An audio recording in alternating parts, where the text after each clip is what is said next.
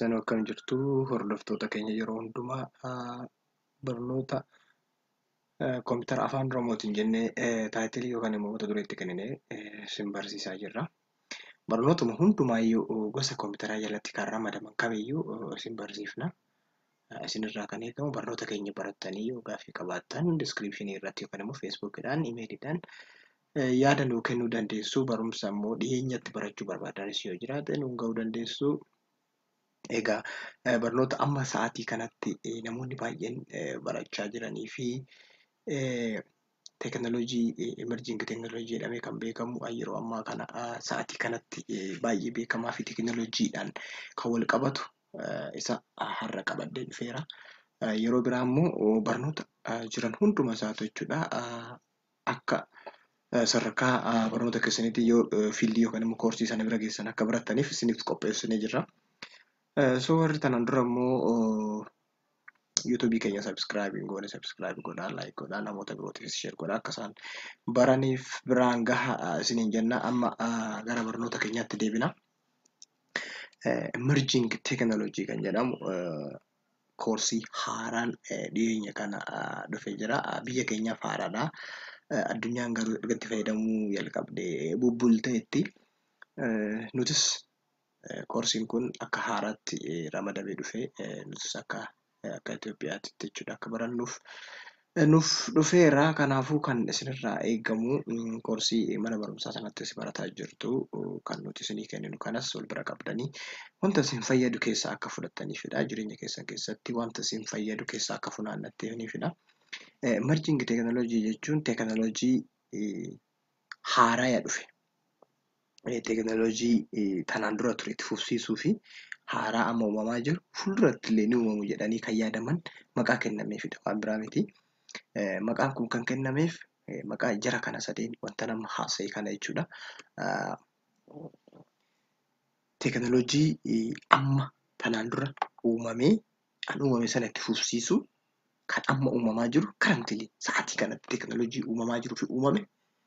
Sadaffaa irratti immoo teekinooloojii fuuldura kanatti gara naannoo waggaa 10 asitti hin uumamu jedhamee tilmaamaaf ekspeekteeshiniin kennameef sanaaf maqaan emerjiing teekinooloojii jedhamu kennameef jechuudha. Emerjiing teekinooloojii jechuun isa kanadha jechuudha. Ka'umsa isaatirraa yookaan maqaan kun isaaniifidha kan kennamu. Tarii yeroo tokko tokko emerjiing teekinooloojii jechuun niiw teekinooloojii yookaan immoo teekinooloojii haaraa jedhamee hiikamuu danda'a. Isa sana miti jechuudha. So emerjiing teekinooloojii warreen jechisiisan nama fakkeenyaaf asitti kan tarraa'anii jiran artificial intelligence. Artificial intelligence jechuun koompitarii akka namaatti akka yaaduu danda'u gochuu jechuudha. Waa biraa miti. Koompitarichi sun wanta namni godhaa jiru akka godhuu danda'u gochuudha. Blockchain jechuun jecha lamarraa dhufee bilookii fi cheenidha. Bilookii jechuun koodii garaagaraa iddoo bilookiidhaan kukkutee iddoo baay'eetti kukkutee bilookiiwwan sana garuu wal qunnamsiisee waan fedhen haa ta'u neetworkiin haa ta'u keebiliin haa ta'u whatever wal qunnamsiisa sana jechuun blockchain jennaan jechuudha. Fakkeenyaaf kan akka kiriptoo sa'aatii ammaa kana jechuudha biitkoyinii kan itti fayyadamaa jiran blockchain jechuudha.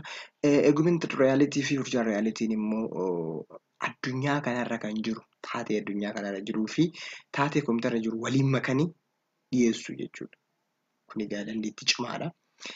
Sa'aatii kanatti addunyaa kanarratti ta'aa kan jiruu fi koompitara irratti ta'aa kan jiru walitti fidanii al tokkotti sammuu namaatitti erguu jechuudha. Fakkeenyaaf geemii irratti fudhachuu dandeessu. Ijoollee yeroo geemii taphatan iddoo sinimaa beetii yookaan mana sinimaa garaagaraa deemanii moolii garaagaraa keessatti iddoo bashannanaatti adda isaaniitii irratti yookaan immoo ija isaaniitii irratti mataa isaanii irratti keewwatanii gaafa isaan iyyan gaafa isaan waan ta'e hojjetan arguu dandeessu geemiiwwan garaagaraa irratti jechuudha. Bashannanaaf kan gargaaru isa sanadha jechuudha. Cloud computingin so isaan kana fuuldurumatti walii wajjin hin ilaalla chaaptariidhaan jira waan ta'eef tokko tokkoon inni ofiisaatiin ofii ka'a waan ta'eef isaan sana achitti hiikna. Isaan kun teekinooloojii emerjiingii jalatti ramadaman keessaa isaan muraasadha jechuudha. So kanaafuu maal ilaalla amma indastiriyaalaayzeeshinii yookaan immoo warraaqsi indastiriidhaa eessaa ka'ee amma eessa jira kan jedhus walii wajjin ilaalla jechuudha. Indastiriyaal riivoluushinii yookaan immoo warraaqsa indastirii jechuudha. Yeroo kam jalqabee naannoo jaarraa walakkaa jaarraa 18ffaa keessa jalqabee naannoo 1750 jechuudha. Biyya Ingilizitti. Baay'ee Ingilizii yeroo baay'ee maqaan ishee Ingiliffaan Ingilaandiin jedhamti. Great Britain hin jedhuuni. Britishis hin jedhuuni. UK yookaan immoo United Kingdom hin jedhu. Duraan Great Britain kan jedhamtuu fi Scotland. Scottish jechuudha. Wales isaan kun achi jala jiru. Sadan kun Ingilizii sadeen kun bakka tokkotti Great Britain yookaan immoo Biriitaaniyaa guddittii jedhanii waamu turanii. Amma waan gargar ciccitaniif UK yookaan immoo England jennee waamuu dandeenya. Afaan Oromootiin yeroo baay'ee Ingilizii jedhameeti waamama. Akkasitti ishee keessattidha jalqabni. Warraaqsa indastiriidha kan jalqabe biyya Ingilizitti jechuudha. Warraaqsa indastirii immoo kan jechisiise immoo indastiriin jalqaba maaliin fayyadamaa turanii harkaan fakkeenyaaf xibira xibiruu, suphee dha'uu.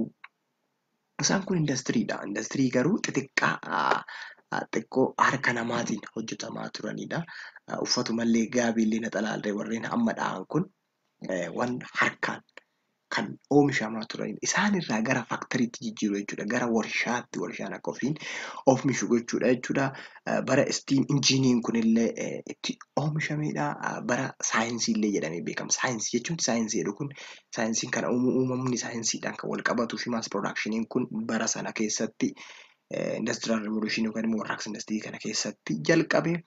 Dijitaal elektirooniksii yookaan immoo dijitaal teekinooloojiin teekinooloojii dijitaalawaa jechuudha. Kan amma argaa jirru kan akka kompiitaraa jechuudha. Wantoonni dijitaaliidhaan hojjetan akka isaan uumamaniif sababa guddaa kan ta'e warraaqsa industirii kana jechuudha. Smart autonomous system fueled by data and machine learning. Machine learning jechuun maashinichi barnoota itti namni kenneen har'a yoo waa barsiiste boru isuma na barsiisa dhiyeessa sana irra deebi'ee hojjechuu jechuudha. Ofiin baruu jechuudha. Waan tokko irra deddeebitee amma fakkeenyaaf saree har'a yoo biddeena kenniteef sa'aatii 6tti, borus sa'aatii 6tti, iftaanis sa'aatii 6tti yoo kenniteef yeroo itti aanu yeroo biraa sa'aatii 6tti biddeena eega jechuudha. Saalfeetti godhu. Maashin learning maashiniis akkasitti leenjisanii barsiisuu jechuudha. Akka baru taasisuu jechuudha. Sun kun hunduu warraaqsa indastirii keessattidha kan isaan ramadamanii. Warraaqsi indastirii kun immoo maal nuu fidee dhufe fakkeenyaaf geejjiba yookaan immoo tiraanspoorteeshinii ol qabannee istiim injiinii akka fayyadamnu taasiseera. Duraan fardaan, harreedhaan, gaangeedhaan iddoodhaa iddootti waa sochoosuun kan danda'amu bara durii jechuudha. Yeroo kun dhufu immoo konkolaataadhaan, baaburaan akka xiyyaaraan illee akka sochoonu taasiseera jechuudha. Tiraanspoorteeshiniin kun akkasitti akka taasifamu kan taasise maalidhaa? Warraaqsa indastirii kana jechuudha. Kominikeeshiniin, teelegiraafii, tiraans-atlaantik keebilii yookaan immoo atlaantik keebiliin atlaantik ooshinii keessaan ce'ee dhufee as ga'uunsaas kunillee teekinooloojiidha. Foonogiraafii, teelegiraafii jennee tokko tokkoon hiikuu hin dandeenya jechuudha.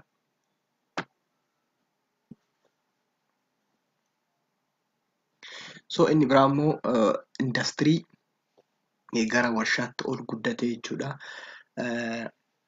Cotton gin, swing machine, electric light. Humni ibsaallee bara itti uumamedha jechuudha. Innoveeshinii kana keessatti kan argaman jechuudha. Swing machine jechuun immoo maashina sibiilota garaagaraa bulleessee daakee alanchee baqsuu danda'u. Illee bara inni itti uumamedha. Cotton gin yookaan immoo isa Amaariffaan xixi jennu sana jechuudha. Bara isallee ittiin xibiranii naxalaa manatti kan namoonni kirrii yookaan immoo jirbii ofii isaaniitii meeshaa xiqqoo sana fayyadamanii isaa Amaariffaan qasam jedhaniin sana jechuudha. Ishee fayyadaman ofiin hojjetan asitti immoo cotton giniin kun ofiisaatii akka inni naxalaa sana kirriin sun yookaan immoo jirbiin sun naxalaaf akka ta'utti hojjetu. Bara itti oomishamedha jechuudha indastirii sana keessatti jechuudha. Warraaqsi indastirii kana nuuf gumaacha jechuudha. Inni biraa immoo warraaqsa indastirii bakka gurguddaa afuritti hirree ilaaluu dandeenya jechuudha. Isteeppii isaanii yookaan immoo leeveliidhaan qoonnee hiruu dandeenya. Inni jalqabaa piraayimarii indastirii yookaan immoo warshaa jalqabaa yookaan indastirii jalqabaa jenneetoo waamuu hin dandeenya. Indastiriin jalqabaa kun hojiin isaa roo maateeriyaalii yookaan immoo meeshaalee dheedhii dhiyeessudha jechuudha. Meeshaalee dheedhii dhiyeessa. Fakkeenyaaf maayiniin albuuda baasuu, faarmiin qotiisaa, fishiingin immoo qurxummii horsiisudha. Jarreen kun ofii isaaniitii ittiin fayyadamanii hin dhiyeessu, galtee dhiyeessu, roo maateeriyaalii dhiyeessu jechuudha. Secondary indastiriin kun immoo roo maateeriyaalii isaan dhiyeessan kanarraa fuudhee konkolaataa oomishuu, sibiila garaagaraa oomishuu, isa roo maateeriyaal dhiyaate sanallee faaktoriitti galchanii mokoronii, paastaa maal kanas oomishuuf akka tajaajilutti isaan irraa fuudhu jechuudha. Tertiary indastiriin immoo barnoota barsiisuu fi tajaajila garaagaraa kennudha. By the way, manni barnootaa indastiriidha. Manni barumsaa industirii yookaan warshaadha. Warshaa maali? Warshaa dhaloota qaruudha. Dhaloonni industirii sana yookaan immoo warshaa sana seenan qaramanii bahu, waa beekanii bahu, baranii bahu, leenji'anii bahu. Yuunivarsiitiis haa ta'u, elementariis haa ta'u, eessayyuu haa ta'u, manni barnootaa indastiriidha. Inni arfaffaan immoo qorannoo garaagaraa. Quaternary industirii kan jennuun qorannoo garaagaraa yeroo itti jalqabamedha jechuudha. Qorannoo garaagaraa development of industry guddinni warshaalee kan jalqabe kan akka software engineering, IT yookaan immoo information technology kun bara itti guddatanii mul'atanidha. Sana jechuun primary industry raw material, secondary industry warra konkolaataa oomishan kanaa, tertiary barnoota barsiisuudha. Quaternary immoo development yookaan immoo qorannoo garaagaraa gaggeessudha jechuudha. So seenaadhuma ka'umsa industrial revolution yookaan immoo warraaqsa warshaa kana tokko tokkoon yoo ilaalle jechuudha. Akkuma dura dubbadhe biyya ardii Awurooppaa keessatti argamtu biyya Biriteen keessatti bara 1770tti jalqabedha. Duratti bara keenya 17tti kan baranne hawaasa irratti warraaqsa industirii yookaan warraaqsa warshaa jedhee 1750 baranne bara sana amma 1770 fidaniiru. Tarii yeroo babarreessan dogoggorri isaan yeroo warri kitaaba sana maxxansee fi kitaaba kana maxxansee garaagarummaan jira jechuudha. Isa isiniifan dhiisaa isin qoradhaa irra gahaadha. Great Britain keessatti akka jalqabe nutti himsa. San booda ittaanee gara Ameerikaatti, ittaanee immoo Awurooppaa keessa gara Beeljiyeem, Faransaay fi Jarmaniitti tatamsa'e jechuudha. Industrial Revolutionin bakka afuritti hirree ilaalla. Kan silaa isteeppiidha. Inni kun immoo Industrial Revolutionii Industrial Revolution 1, 2, 3, 4 jennee jechuudha. Asitti kan agartan Industrial First Revolution keessatti mechanization, steam and water power kanatu uumame jechuudha. First yookaan immoo warraaqsa industirii tokkoffaa keessatti maaltu uumame? Mechanization, steam fi water power bishaanichatti fayyadamuu, power bishaanii sana fayyadamanii baabura midhaan daakuu warri fayyadamaa ture jechuudha bara sana. Humna namaatirraa gara humna maashiniitti ce'u jechuudha. Lammaffaa irratti immoo humna ibsaa fayyadamuu, mass production fayyadamuu uummanni jechuudha jijjiirama agarsiiseera jechuudha. Sadaffaa irratti immoo elektiroonikii fi IT kompiitarri garaagaraa uumamuu, awutoomeeshinii ofii isaatiin akka of hojjetu akka roobootii faallee artificial intelligence irra bara itti ol guddate jechuudha. Afraffaan immoo cyber physical system, cloud computing, internet of things warreen kun bara itti oomishamanidha jechuudha. Tokko tokkoon ilaalame. Inni jalqabaa bara 1700 hamma 1800 keessatti qabamee jechuudha. Yeroon isaa jidduu kana keessatti first industrial revolution jedhanii kaanii fi yeroo sana inni manufacturing goods moved from small shop, suuqii xixiqqoo irraa gara faaktarii gurguddaatti bara itti ce'edha jechuudha. Industirii tokkoffaa kanarratti hard production method to machine, harka namaatiin oomishuurraa gara maashiniitti bara itti ce'edha industrial revolution tokkoffaa irratti jechuudha. Mechanization through water power, steam power, cool energy. Cool energy jechuun immoo anniisaa cilee fayyadamudha jechuudha. Har'allee ayikaan fayyadamaa jira jechuudha. Dhakaa cilee sana enerjii isaa fayyadamee teekstaayilii garaagaraa ittiin oomishaa jiru. Namoonni bara sanatti jechuudha industrial revolution tokkoffaa kana keessatti baadiyyaarraa gara magaalaarraa immoo gara magaalaa gurguddaatti jechuudha. Magaalaalee gurguddaatti ce'uu bara itti jalqabanidha jechuudha. Revolutioniin kun Ingilaand keessatti jalqabeedha. Asitti Ingilaand jedhee kaa'ee isa darbe irratti Great Britain jedhee kaa'ee maqaan isaanii tokkuma jechuudha. Lachaan hundi isaaniitu Ingilizii bakka bu'a jechuudha. Inni lammaffaa immoo second industrial revolutioniin American industrial revolution jennee waamuu hin dandeenya jechuudha. Secondiin Ameerikaadhaaf kenname waan ta'eef American industrial revolution yoo jenne rakkoon qabu jechuudha. So bara kam jalqabe immoo inni jaarraa 19ffaa keessa jechuudha. Asitti 20 hanga bara torbaatamaa jedheera. Jaarraa 19ffaadhaatii qabadhaadha. Jaarraa 19ffaa keessadha kan inni jalqabe the way items or products manufactured was changed. Inni jalqabaa itti fufsiisuu jechuudha. Isa jalqaba ture sana irra fufsiisuu. Production manufacturing isa duraatti irra xiqqoo ishee fooyya'u, mass productioniin jalqabu, widespread adoption of pre-existing technological systems such as telegraph and railroad. Bilbila telegraph jechuun isa poolisoonni qabatanii ittiin haasa'an sanaan telegraph jedhuun, railroadiin daandii baaburaa jechuudha. Sibiila sana didiriirsuun bara sana industrial revolutionii lammaffaa kanatti yookaan immoo American industrial revolutionii kana keessatti jalqabee jechuudha. Communicationiin illee bara sana jalqabee jechuudha.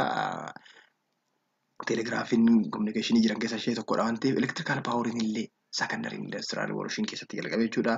Miikaa'el Faaraadaay bara sana jechuudha kan inni humna ibsaa kana maddisiisan yookaan immoo argatan yookaan argannoon kun innoveeshiniin kun bara secondary revolutionii kana keessatti jechuudha. I think Miikaa'el Faaraadaay bara 1869 natti fakkaata yoon dogoggoruu baadhe kan inni invent godhe. Kana warra seenaa qorataniif dhiisneerra. Nus beekuu waan qabnuufidha kana kan nu fidanii. Inni itti aanu immoo sadaffaan immoo bara digital revolution jedhama. By the way, industrial revolution sardiin kun yookaan immoo third generation industrial revolution kun digital revolution jedhama.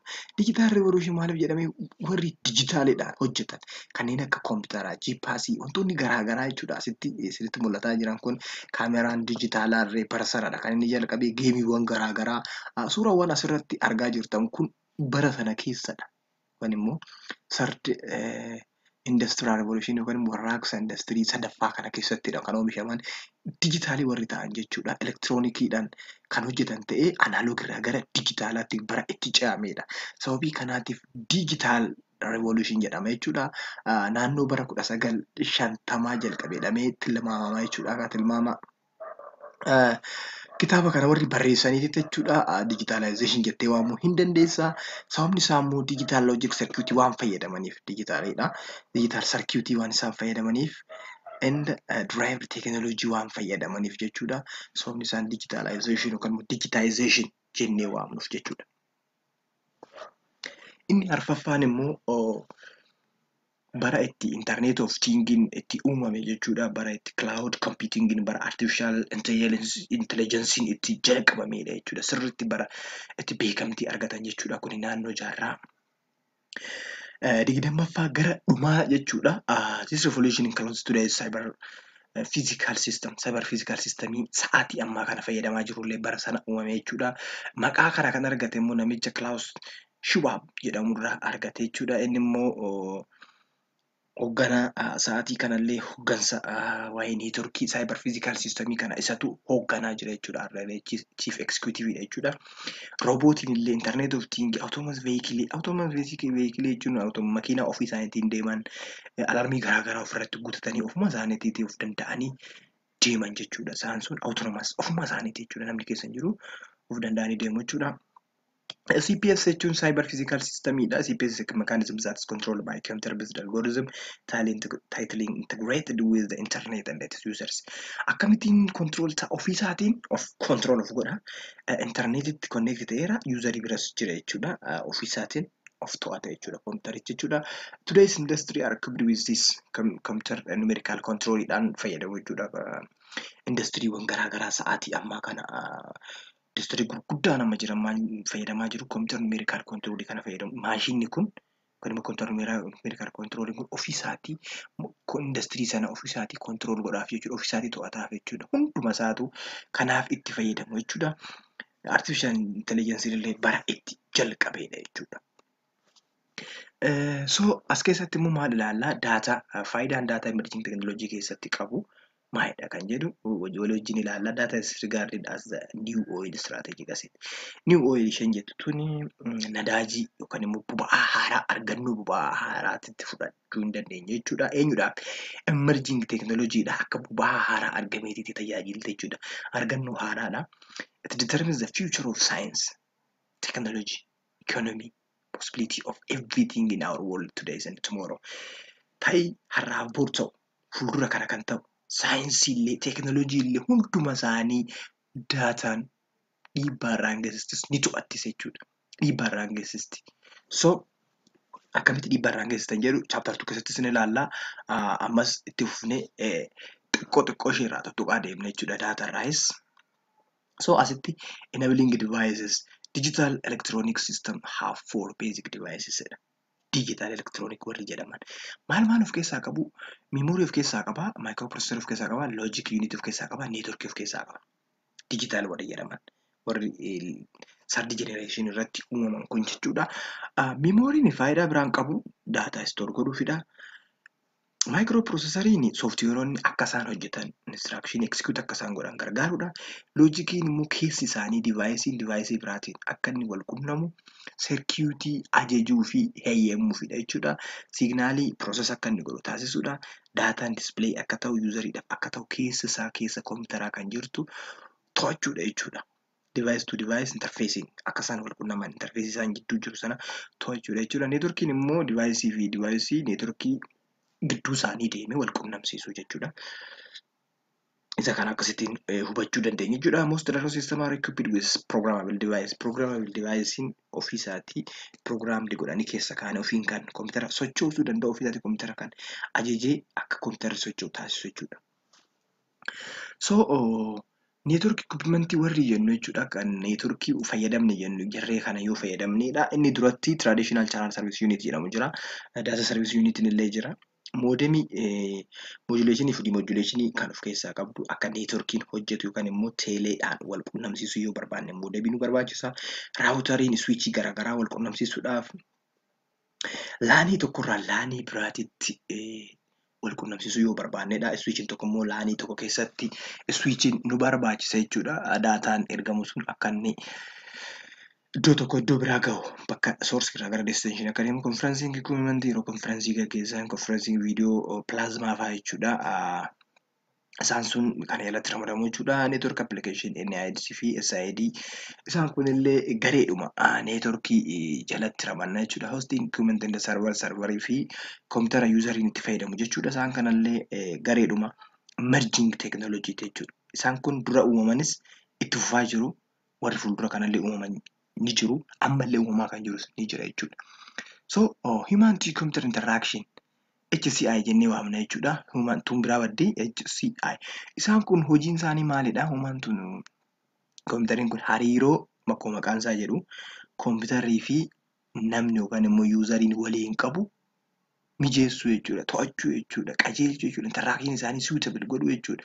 Akka bareedu taasisuu jechuudha. Fakkeenyaaf moobaayilii duratti kiipaadii yookaan immoo kan tuttuqan sana jechuudha. Kan Ingiliffi isaa kiipaad jedhee lafa kaa'eera. Reeffa isaa kan hin beeku. Yookaan immoo namoonni afaan reef dhufeen hirgeendoo ishee jedhaniin sana jechuudha. Yookaan immoo caammaa fakkaatti tuffatanii hirgeendoo ishee jedhan ishee sana akka ishee sanaa jechuudha. Isheen sun hin toltu namatti fayyadamuudhaaf. Smartiin amma dhufe kun immoo kan immoo inni screen touch jennuun kun jechuudha. Smartphone jedhama afaan jaraatiin isaaniin kiipaadii jenna. Kiipaad phone jenna yookaan immoo future phone jenna. Isa kanaan immoo smartphone jenna. Maqaan isaa inni Ingiliffaa kanadha. So namni garuu touchii maalii screen touch jennee itti fayyadamna haa ta'u waliigalteedhaaf nu fayyada waan ta'eef. Screen touchii sun mijataadha jechuudha. Isa sana kan to'atu human to computer interaction kana jechuudha. Akka mijatu useriin akka comfortable ta'ee yookaan immoo itti mijatee akka inni fayyadamu kan taasisu human to computer interaction kana jechuudha. It studies design of interface between user and computer. Interface user fi computer gidduu jirtu sana to'ata jechuudha. Mobaayiliin computer waan ta'eef. How do humans interact with computer jedhu fayyadamaa jirtu wanti keessanii hojii keessan guyyaa guyyaatti. The study of HCI. HMI jechuun human to machine jechuudha. Inni sun maashinii bakka buuti. Machine interaction focuses on user satisfaction by improving interaction jedha. User satisfaction yookaan immoo itti quufinsa fayyadamaa sanaa jechuudha. Kompiitara keenya fayyadamaa yoo jiru itti quufeeraayi itti quufaa jira kan jedhu qorachuu fi to'achuu jechuudha. Hojiin HCI jechuudha. Through user interface kan jennu karaa ittiin tuttuqnu jechuudha. Kompiitaras yoo ta'e deeskitoop irratti kan nu kaa'amanii keessa isaas kan jiran kan tuttuqnee hubachuu dandeenyu graphical user interface jennaan jechuudha. So HCI keessatti disipiliiniiwwan hirmaatan eenyu fa'aadha kan jedhamu Computer saayinsiin keessatti ni hirmaata waa'ee kanaa qorachuudhaa fi interakshinii human to computerii kana jechuudha. Linguistic waa'een laangujii jechuudha. Linguistikiin saayinsii waa'ee afaanii qoratu jechuudha. Innillee keessatti hirmaata jechuudha. Jechoota nuti fayyadamnu sanaaf jechuudha dhiibbaa geessisu jechuudha. Engineering and design isaan kunillee HCI keessatti iddoo olaanaa qabu jechuudha. Artificial intelligence inni kunillee dhiibbaa geessisu jechuudha. Isaanis ni fayyadamna jechuudha. So, future trends in emerging technologies bara 2019tti in uumamu jedhamanii kan tilmaamaman jechuudha. Isaan kanadha jechuudha. 5G networkii biyya keenya hin geenye biyyi biraatti fayyadamaa jira. 4G irra jira natti fakkaate warri fayyadamaa jirtan jirtu. 5G tarii otoo hin beekin yoo biyya keenya gale hin beeku 4G Addis Ababaa yookaan immoo naannawaa Finfinnee qofaatti itti fayyadamaa jiru. Artificial intelligence, autonomous device, blockchain akkuma duraan dubbanne augmentative analytics, digital twins, and edge computing, immersive expense, and smart space jarreen kun warra 2019 keessatti future trend in emerging technology dha jechuudha. Do you think you are affected by emerging technologies? Do you think? Isintu beeka qaba. Chaaptarii kana keessatti immoo maal laallaa daataa saayinsii jechuudha. Sila daataa booda walii wajjin laalladhee irra dabarree dhufne. Data science is a multidisciplinary field. Multidisciplinary jechuun amma computer saayinsiin multidisciplinary miti. Computer science jechuudha. It is a science that study about computer. Waa'ee computeraa kan qoratudha. Fiildii tokkichadha. Kuni garuu data science multidisciplinary dha. Fiildii garaa garaatitu walitti dabalamee data science ta'e. Data science kan akka qoratu taasise fakkeenyaaf kan akka sila laalle jechuudha. Kan akka statically statics jechuudha. Statics'n fiildiin statics as keessa jira. Mathematics'n illee as keessa jira. Computer science'n as keessa jira. Tokko tokko laala fuulduratti keenya jechuudha. So multidisciplinary dha. Uses scientific method, process, algorithm and system to extract knowledge and insight from structured and unstructured data. So multidisciplinary ta'ee maal hojjeta kan jedhuufi scientific methodin fayyadama, process godha, algorithm fayyadama, systemis fayyadama. Maaliif fayyadama jedha kana? To extract keessaa fudhuuf jechuudha. Extract knowledge beekumsa keessaa fudhachuudhaaf maal keessaa daataa keessaa and insights from structures haa ta'u unstructures haa ta'u qindaa'anis haa ta'u hin qindaa'in isaan keessaa informationii extract godhuudhaafidha jechuudha. Fakkeenyaaf appilikeeshinii isaa eessatti argina targeting marketing irratti argachuu dandeenya prediction waa tilmaamuu amma fakkeenyaaf midhaan xaafii yoo kumtaala tokko birrii 5,000 yoo binne tilmaamni keenya yeroo itti aanu amma kanatti gurgurra kan jedhu tilmaamanii lafa kaa'uu jechuudha. Baalaandoor wiinarii warri kubbaa sirriitti hordoftan jechuudha. Hordoftoota kubbaa miilaa ispeeshaalii warra biyya alaa kanaaf jechuudha. Bara kana baalaandooriin 2020 kana baalaandooriin dhageenyee hin hafe ta'ee hin jiru ta'ee hin beeku hordofaa kuwaasii waan hin taaneef. Baalaandoor wiinarii eenyu akka ta'e tilmaamaa turtan pirojektii godhaa turtan hundi keessaniyyuu. Kiristaanoo Roonaaldoo jechuu dandeessu, Loondoskii jechuu dandeessu, Meesii jechuu dandeessu, Samuwaan. Tilmaamtanii itti abbaa ta'e. Biizines fiilariiti. Biizinesiin immoo bara kana akkana ta'a. Sababii ispeeshaalii Itoophiyaa keessatti waraanni garaagaraa koronaa maal waan tureef ni kufti Itoophiyaan ikoonomiin ishee tilmaama kun biizines fiilariiti. Isaan kun pirojekshiniidhaaf illee nu gargaara. Eenyu daataa saayinsii maalirra dhaabanneeti nuti kan pirojektii godhaa jirru? Fakkeenyaaf baalaandoor wiinarii maalirra dhaabanneeti kan nuti tilmaamnu? Haala isaan kubbaa itti taphatan goolii isaan galchan. Baay'ina goolii isaan galchan, beekamtii isaan dirree kubbaa miilaa keessatti qaban, kaawuntar attaakii giruuppii isaanillee ta'uu danda'a. Sintu beeka akkamitti isaan akka isaan injifatan namichi sun yookaan immoo taphataan sun maal agarsiisaa akka inni ture tilmaama sanarra taa'eeti jechuudha. Achirraa kaatanii daataadha baay'isoo inni sun. Amma bara darbe I think garee Beeljiyeem keessaa natti fakkaate Moodiriichi Miichi something Miichidha waan sirriitti hin hordofneef hin beeku. Kiristaanoo fi Masiin eegamanii inni isatu fudhate jechuudha bara darbe. Adoonnoo eenyu akka ta'e hin beeku garuu Miichi yookaan Wiichii ofirraa qaba dhumni isaati.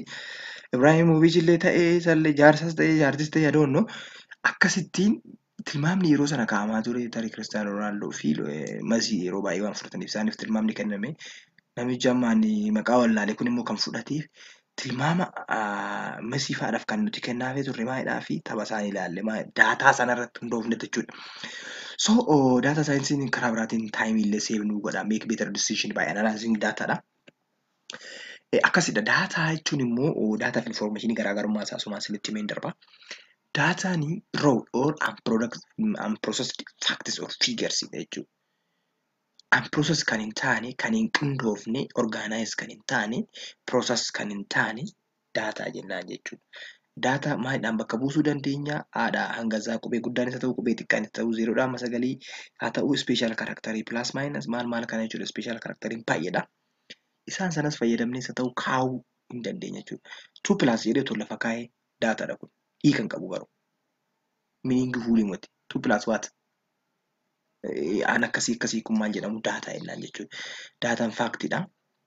Faaktii ta'uu danda'a, fiigarii ta'uu danda'a, simboolii ta'uu danda'a, imeejii ta'uu danda'a.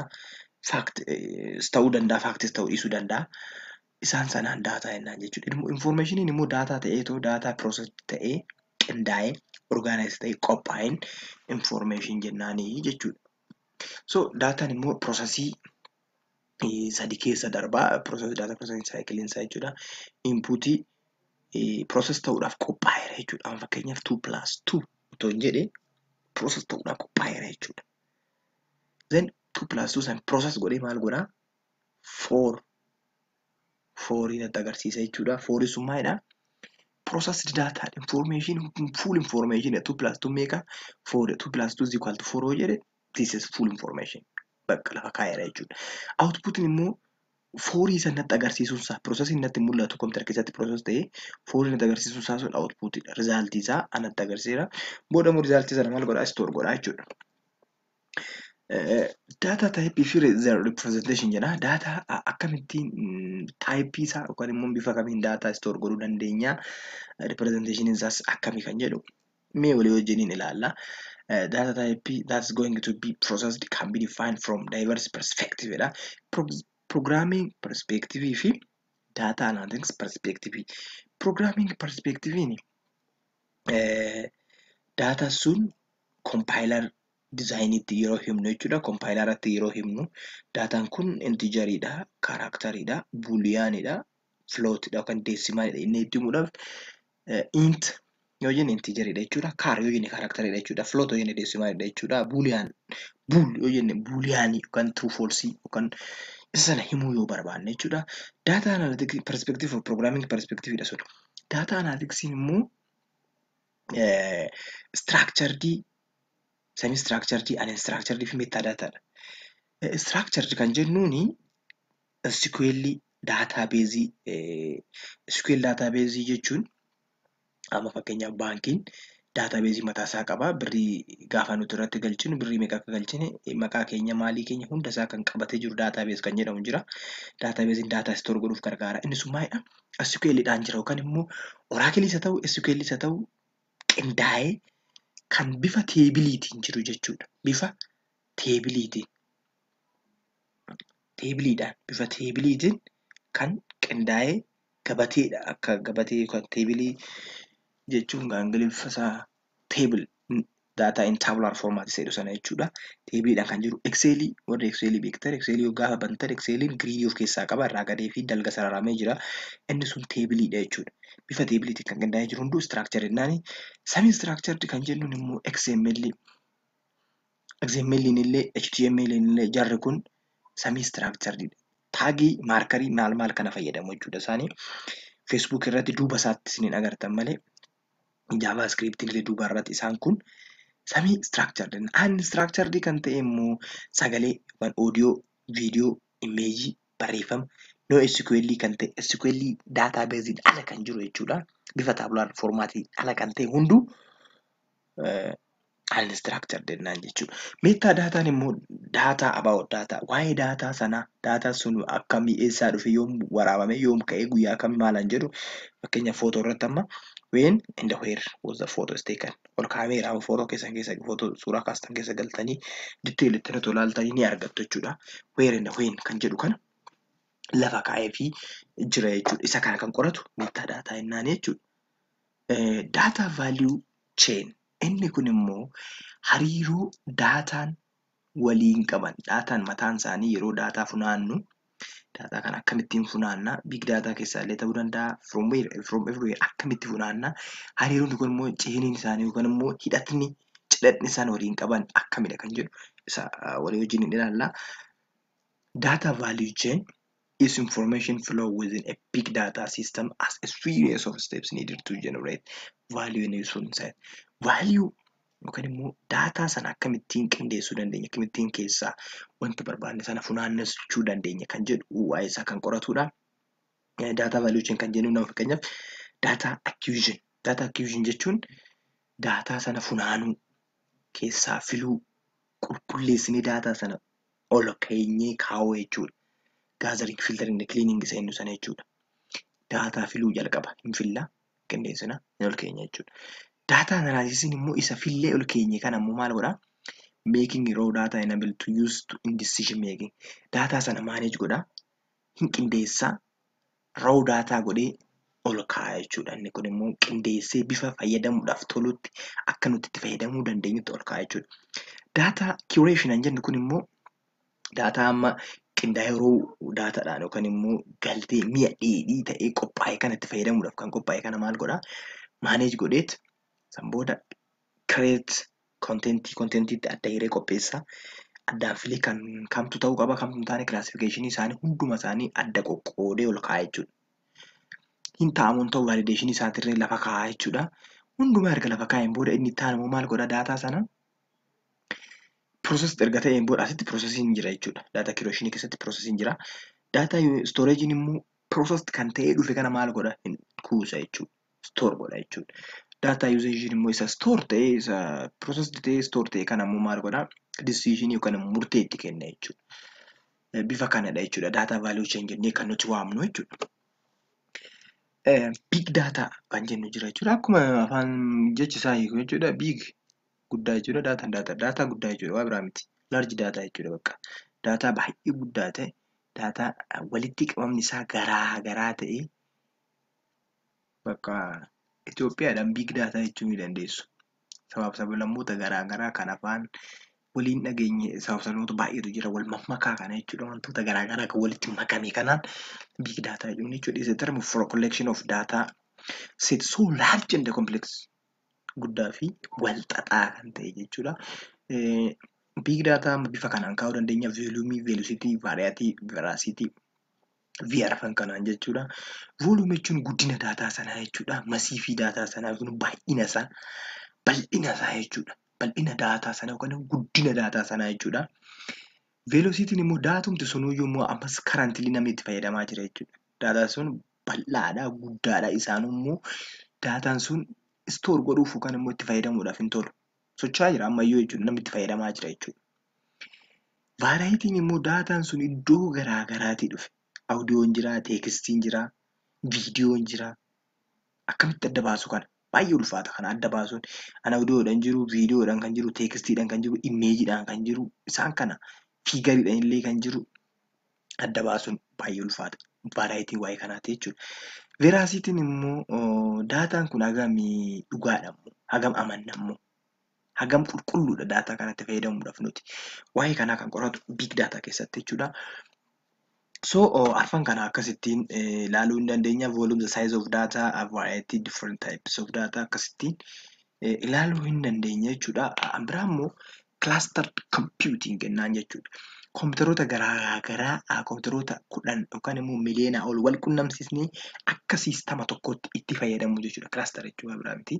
Kompiitaroota kana walitti qabnee akka siistama tokkotti itti fayyadamna jechuudha. Kompiitararraa uumame yookaan tolfame jechuudha. Kompiitararraa tolchine itti fayyadamnu jechuudha.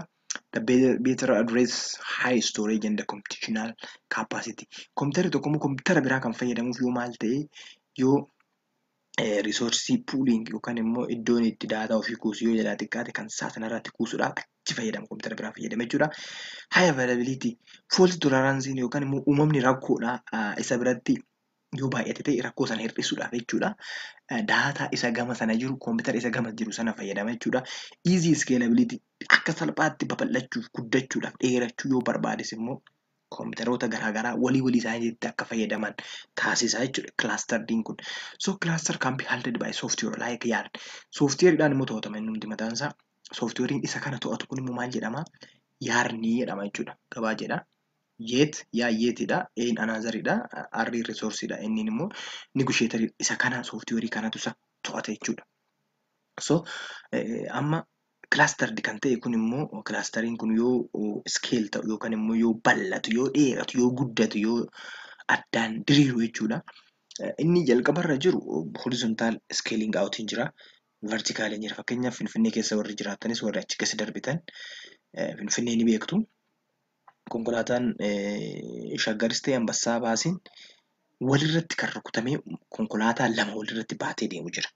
Which is riskiidha. Finfinnee keessa waan ta'eef suuta waan deemuuf malee iddoo biraatti ta'e carraan garagaluu isaa bal'aadha. Isarrattis immoo loodiin gubbaarraas jiru sun isa gara gadii sanas gadi. Sababa wayiitiin dogoggora dhalli namaa yeroo hojjetu dogoggoreen gadi loodii yoo godhe namoota jala jiran sanaafirraan dhiibbaa ga'uu danda'a.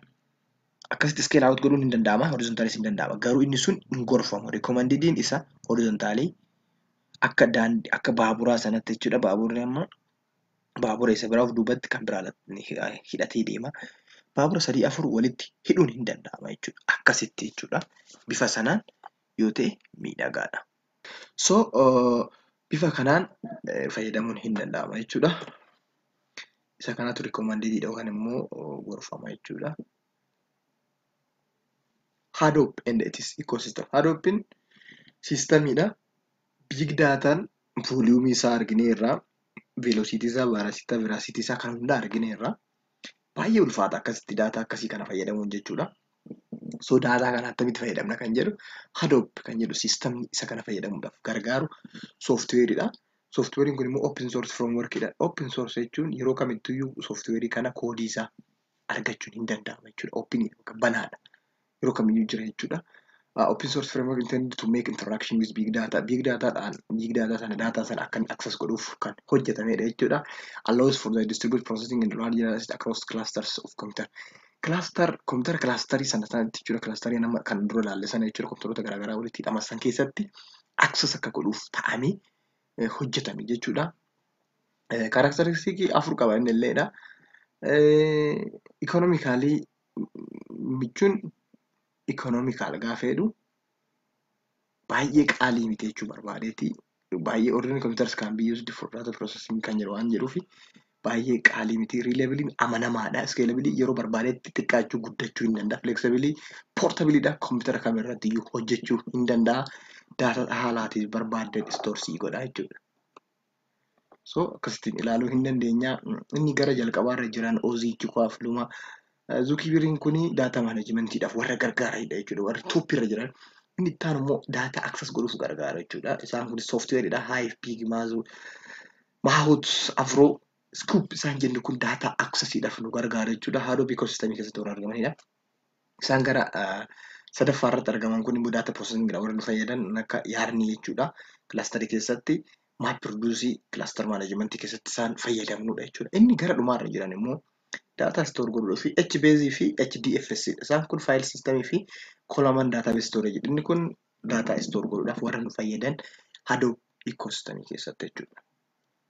Big data life cycle with Hadoopidhaan wal qabatee big dataan keenya immoo life cycle qaba jechuudha. Hadoop keessatti akkamitti mee kan jedhu immoo asuma irratti barreeffama xiqqoo asirra isinii kaa'e kanarraa dubbisnee walii wajjin hubachuu hin dandeenya.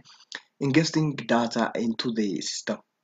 Ingest godhuudhaaf data sana transferring data from different source to Hadoop.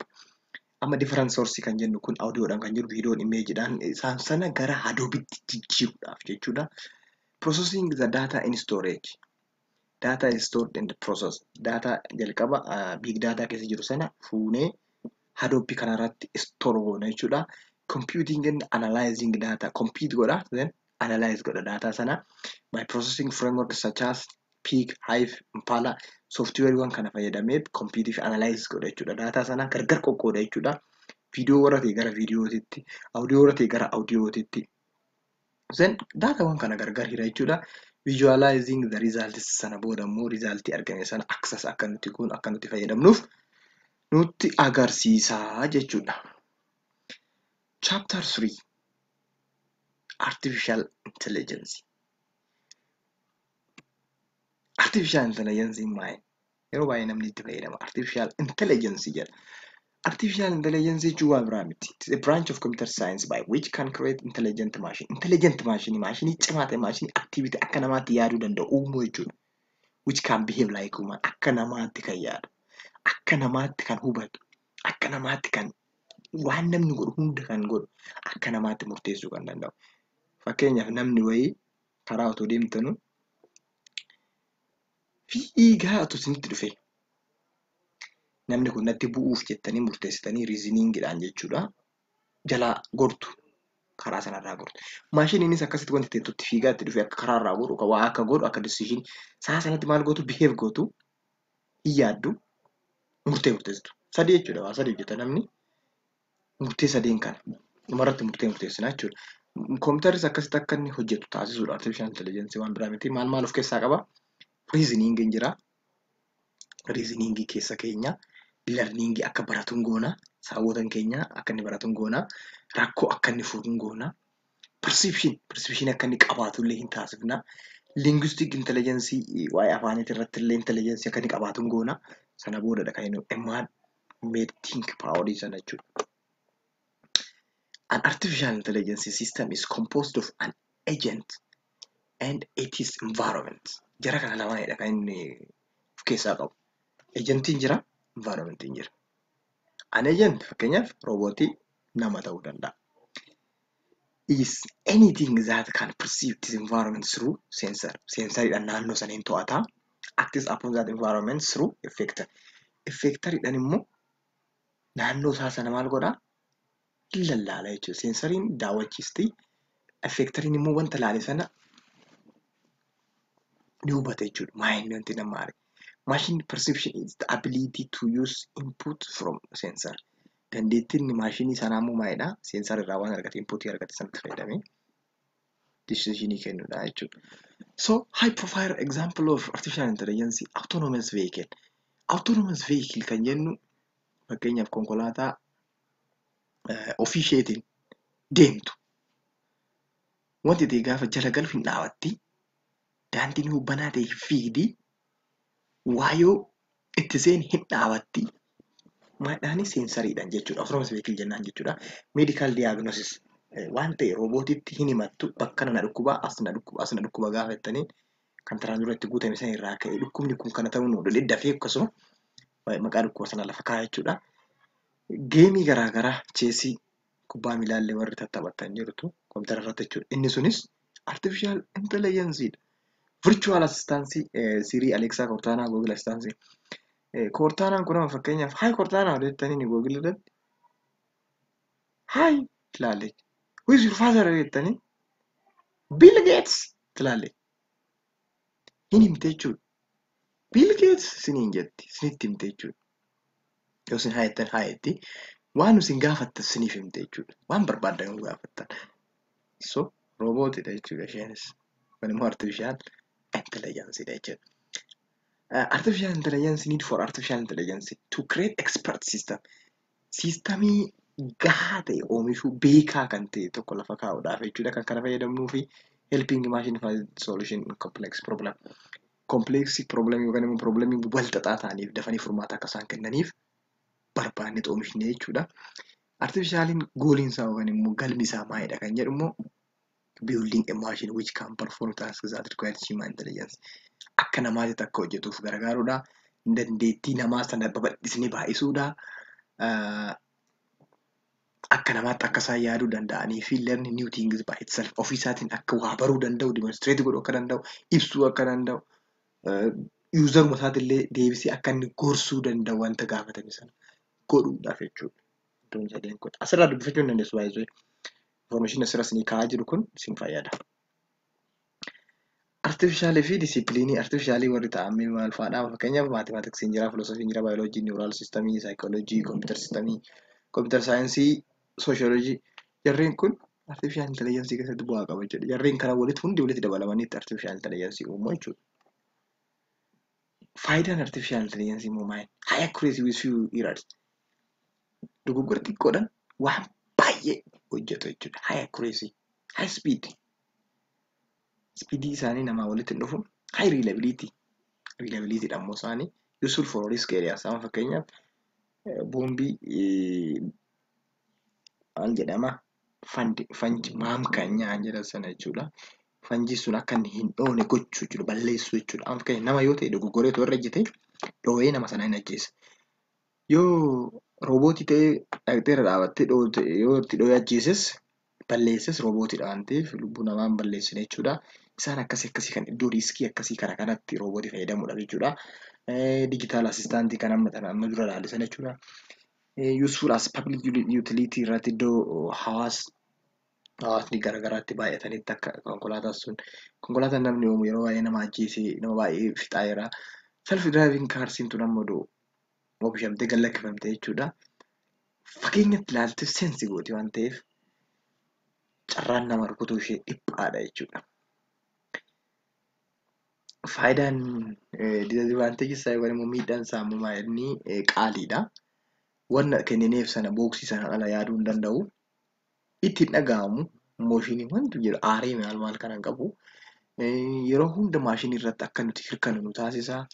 Waan haaraa kireet godhuu hin danda'u ofisaatiin roobootiin baay'atee jennaan immoo qacaramuun hin hafa jechuudha. Fakkeenyaaf yuunivarsiitii keessatti barsiisaa roobootiin otoo jiraate barsiisonni hin qacaraman jechuudha. Barsiisonni hin barbaachisu. Roobootiin barsiisaa jechuudha. So qacarrii dhabame jechuun kun disadvantageidha jechuudha. Waa'ee seenaa dhufaatii artificial intelligence yoo ilaalle bara kam dhufe yoo jenne naannoo 1980 keessa kan oomishamtedha jechuudha. Sirriitti kan mul'attee baate jechuudha. Jalqabarraa 1943 evolution of artificial neuroniin jalqabee yeroo sana jalqabde jechuudha. Dhumarratti 2015 irratti oomishame sa'aasis kan oomishamaa jiru. Asirratti kan isin barreesse kana dubbifadhaa. Now artificial intelligence developed to remarkable level haga kana gaheera jechuudha. Fakkeenyaaf kaampaaniin akka Google, Facebook, IBM, Amazon artificial intelligence dha fayyadamaa jiru. Amazing device garaagaraa ciccimoo ta'an illee oomishaa jiru jechuudha. The 7 levels of artificial maturity dandeettii artificial intelligence torban sana jechuudha. So isa kana immoo dubbifachuu hin dandeessu jechuudha. Perceptionin what's happening now maal ta'uma ta'aa jira. Awareness immoo what do I need to do now an jedhu. Mee tokkoon isin dubbisaa ilaalaa hubadhaa.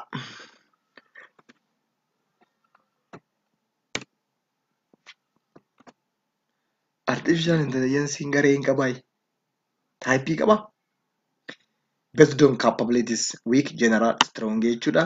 Based on functionality, reactive machine, theory in mind kun illee oomishamne, limited memory, self awareness. Reactive machine limited theory dha.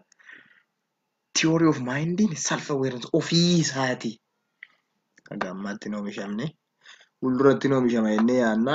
Based on capability weak artificial intelligence kan jennu the most common and currently available jechuudha. Warreen amma jiran kanaan weak jennaan jechuudha. Akka yaadame hamma yaadame sana waan hin taaneef jechuudha. Waan biraatiin weak kan jennuuni.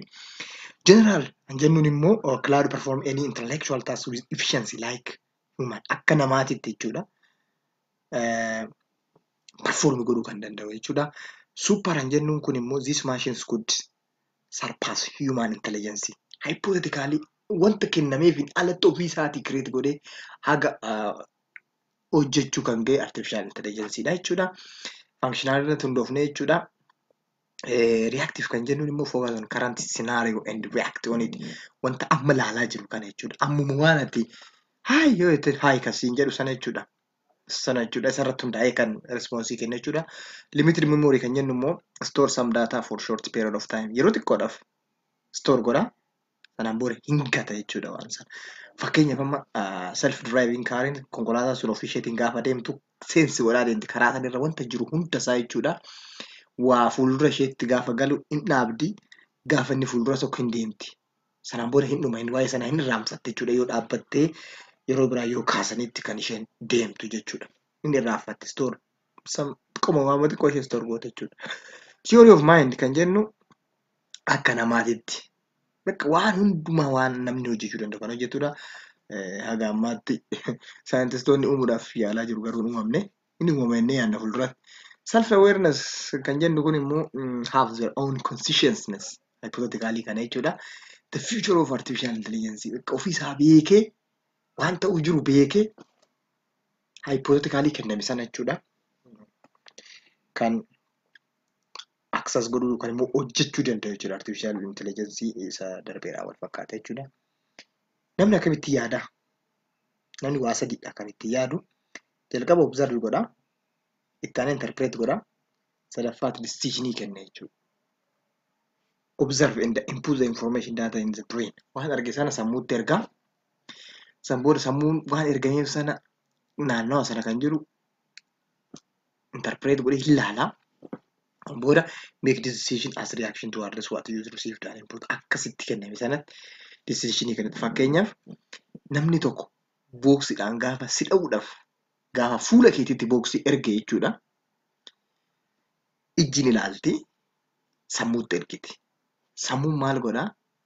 Environmentii irraa kan itti ergame booksiin fuula dha'uudhaaf kan itti ergame ta'uu interpret godhee erga evaluate godhee xumureen booda decisionii kenna. Decisioniin kennumaa inni yookaan mormaan gadi jedhee booksi sun gubbaarra akka darbu taasisu yookaan harka isaa ol fuudhee akka isa hin dhoofne fuula isaatirra oolchuu yookaan harka namicha sanaa qabu. Waan akkasii akka godhu kan taasisu steeppii sadeen kana jechuudha.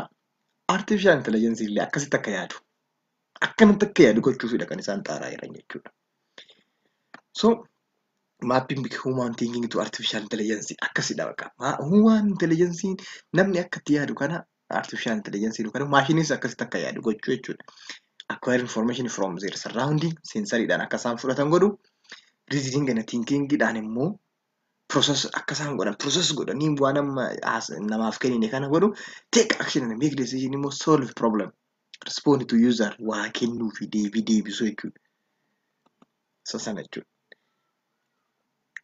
Influence in artificial intelligence haga kamitti kan jedhu immoo big data irratti structured data versus unstructured data artificial intelligence keessattis influence qaba jechuudha. Advancement in computer processing speed and a new chip architecture isaan kunillee akka uumamaniif influence godha jechuudha. Artificial intelligence cloud computing delivery of an demand of artificial intelligence services isaan kun jechuudha. Wazamiin kun IBM cloud isaan kun siruu interneetiidhaan akka isaan wal quunnaman kan taasisee karanatti akka isaan deeman kan taasise tokko influence artificial intelligence jechuudha. The emergence of data science. Data science illee akka uumamuuf illee dhiibbaa geessifte jechuudha. Extract knowledge or insight from data isa kana akka extract godhuudhaaf akka nuti itti fayyadamnu influence artificial intelligence jechuudha. Applicationii naannoo kam irratti artificial intelligence fayyadamuu dandeenya. Agriculture irratti dubbisuu dandeechu isaas jiru kana hunduma isaa jechuudha. Health care, education, finance, gaming, data security, communication, transport, automotive, robotics irratti. Sofiyaa Erikaa akkas jiru isaan kun hundu entertainmentiidhaaf illee argumentii virtual reality, augmented reality fi Netflix mixed reality fayyadamuu dandeenya jechuudha. Artificial intelligence tool and platform tooliin isaa fayyadamuu fi platform isaa kan jedhu asitti kan lafa kaa'ame kanadha jechuudha. Platform are some of sorts of hardware architecture. Hardware sin qaba, software sin qaba. Lachuu of keessaa qaba jechuudha. Provide users toolkit to build intelligent application. Toolkit wayii intelligent akka inni ta'u waan isa sana store ofirratti godhu of keessaa qaba. Some most common artificial platform are IBM Cloudin warra duraan jiran jechuudha. Microsoft Azure, Google Cloud fi Prediction AP kan immoo app isaan kanadha jechuudha. Simple artificial intelligence nama simple warri ta'anii warri ammaan tana nuti itti fayyadamaa jirru jechuudha. Computing Google irratti prediction rationally isaan kun jechuudha. Emailii spam filters smart email categorization jechuudha. Social networking Facebook auto tag ofii isaatiin taagii kan kennu yeroo baay'ee taag namaati gootu beekee taaksii godha inni mataan isaa yeroo itti aanutti Snapchat facial filterii facial featurii kee fuula kee ilaalee akkasuma deebisee biloo siin jedhu okay. Online shopping recommendation. Online shopping illee artificial intelligence. Mobile use voice to text sagalee wayii gaafa ati dubbattu textiidhaan barreessa. Personal assistant amma sila ilaalle. Artificial intelligence isaan kanneen kana hojjeta jechuudha. So artificial intelligence kana hundumaan wal qabata. Aga ammaatti kan ilaalle chaaptar waa'eedha amma sirriitti merging teknoolojii walii wajjin ilaalaa turreerra. Yeroo itti aanutti immoo chaaptar 4dha hamma chaaptar 7titti hamma walii wajjin ilaallaa kanarraa kanumaan xumureera. Waan yeroo keessan aarsaa gootanii na hordoftaniif galanni koo guddaadha. Namoota birootiif sheer godhuu hin dagatinaadha. Daawunlood gootaniis itti fayyadamuu hin dagatinaa. Yuutuubii keenya immoo Bitiriqaa Tiyuub kan jedhu laayik, sheer, sabskiraayib godhuu hin dagatinaadha.